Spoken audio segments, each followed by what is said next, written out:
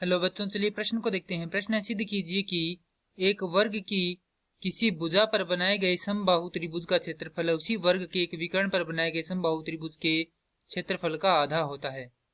तो प्रश्न को आगे हल करें उससे पहले जो प्रश्न की मुख्य अवधारणा है उस पर विचार करते हैं। तो इस प्रश्न के लिए जो मुख्य अवधारणा है वह हो जाएगी समरूपता, अर्थात हम यहाँ पर त्रिभुजों में समरूपता को देखेंगे। तो किन्हीं दो त्रिभुजों के संगत कोण व संगत भुजाओं का अनुपात बराबर हो समरूप त्रिभुज कहलाते हैं तथा इनके इस गुण को क्या कहते हैं? समरूपता कहते हैं।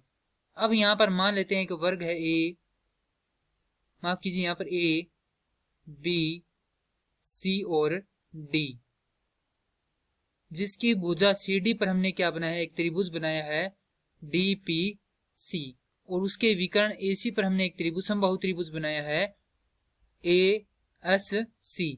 अब जो दिया गया है वह लिख लेते हैं।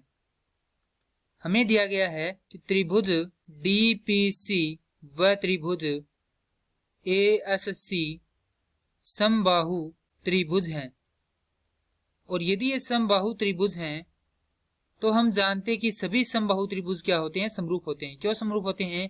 क्योंकि समबाहु त्रिभुज का प्रत्येक कोण कितने डिग्री का होता है? 60 डिग्री का होता है। तो यहां से हम लिख सकते हैं कि प्रत्येक समबाहु त्रिभुज समरूप होते हैं। तो यहां से हम लिख सकते हैं कि त्रिभुज डीपीसी समरूप त्रिभुज एएससी के, ये आ जाएगी हमारे पास समीकरण संख्या 1। उसके बाद हम देखेंगे त्रिभुज एडीसी में पाइथागोरस प्रमेय से। यदि त्रिभुज एडीसी में पाइथागोरस प्रमेय लगाते हैं तो पाइथागोरस प्रमेय होती है कर्ण का वर्ग बराबर आधार का वर्ग योग लंब का वर्ग।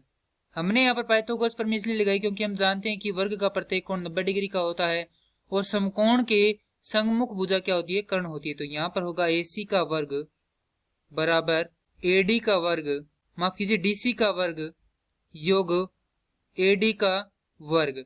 क्योंकि हम जानते हैं कि DC किसके बराबर है? AD के बराबर है।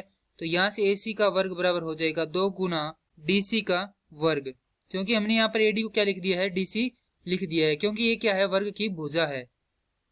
तो ये आ जाएगी हमारे पास समीकरण संख्या 2। अब हम जानते हैं कि त्रिभुज DPC का क्षेत्रफल भाग में त्रिभुज ASC का क्षेत्रफल बराबर होगा DC बटा AC का वर्ग के बराबर। क्यों बराबर होगा? क्योंकि हम जानते हैं कि दो समरूप त्रिभुजों के क्षेत्रफल का अनुपात उनकी संगत भुजाओं के अनुपात के बराबर होता है। और इसे हम किस प्रकार से लिख सकते हैं? इसे लिख सकते हैं समीकरण 1 से, क्योंकि ये दोनों क्या समरूप है। उसके बाद यहां पर आगे इसको हल करेंगे तो त्रिभुज DPC का क्षेत्रफल बटा त्रिभुज ASC का क्षेत्रफल बराबर हो जाएगा DC बटा AC को हम यहाँ पर क्या लिख सकते हैं? क्योंकि हमें क्या दिया गया? AC का वर्ग दिया गया है, तो इसे हम इस प्रकार भी लिख सकते हैं DC का वर्ग बटा AC का वर्ग, क्योंकि वर्ग क्या है? दोनों पर ही है। तो यहाँ से AC का वर्ग को क्या लिख सकते हैं? AC के वर्ग को लिख सकते हैं 2 DC का वर्ग, और DC के वर्ग से DC का वर्ग क्या हो जाएगा? कट जाएगा। तो हमारे पास आएगा त्रिभुज DPC का क्षेत्रफल बट्टा त्रिभुज ASC का क्षेत्रफल बराबर 1/2।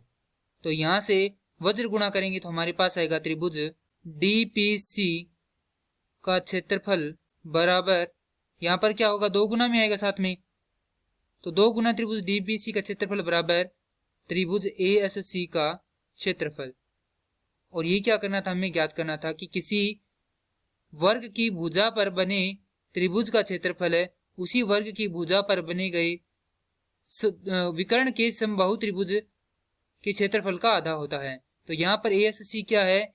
AC विकर्ण पर बना समबाहु त्रिभुज है जिसका क्षेत्रफल किसके बराबर है?